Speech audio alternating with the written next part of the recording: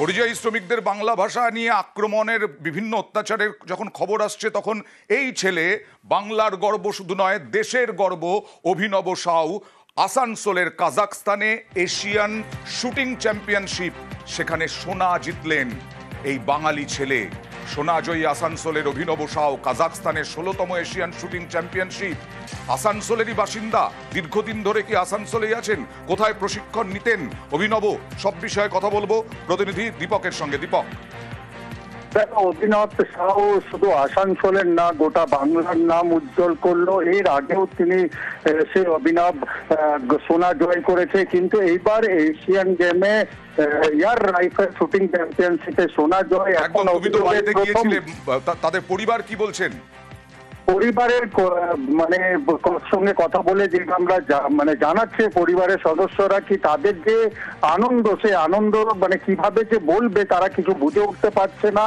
কারণ তাকে শিক্ষা দিয়েছে, ছোট থেকে তাকে শিক্ষা দিয়েছে তার বাবা। সে নিজের বাবার হাত ধরে পড়ে, রূপেশ সাউয়ের হাত ধরে পড়ে সেই এয়ার রাইফেল শুটিং শুরু করে এবং আসানসোল রাইফেল ক্লাব থেকেই শুটিং শেখা এবং তারপর একের পর এক গর্বের দিন এনে দেওয়ার জন্য মুখ্যমন্ত্রী মমতা বন্দ্যোপাধ্যায় তিনি এক স্যান্ডেলে অভিনন্দন জানান অভিনবকে। আসানসোলের ছেলে অভিনব সাউ বাংলার মুখ উজ্জ্বল করেছে। আমি অভিনবকে আন্তরিক শুভেচ্ছা ও ভালোবাসা জানাই। অভিনবর পরিবার পরিজন ও বন্ধুদেরও অভিনন্দন জানিয়েছেন তিনি। আগামী দিনে ও আরো সফল হোক এই কামনা করেছেন। অন্যদিকে তাঁর এই সাফল্যে খুশি অভিনবর পরিবার ও পরিজনরা। 14টা মেডেল হলো এই নিয়ে ওর অভিনবের, আর ন্যাশনাল মেডেল অনেকগুলো আছে।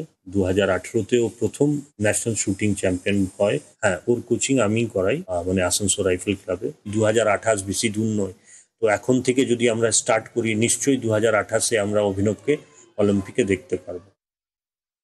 बचपन से ही वो जब आता था बहुत शांत बच्चा था, फिर जैसे जैसे बड़ा हुआ उसका बस एक ही गोल था कि इंडिया के लिए खेलना है और मेडल लेना है ओलंपिक्स में। उसका एक ही गोल है कि मेरे को इंडिया के लिए ओलंपिक्स में गोल्ड लेना है। बहुत खुशी है कि जो जगह पे हम कभी ना पहुंच सके उस जगह पे आज वो खेल रहा है, तो इस चीज़ का ज़्यादा खुशी है।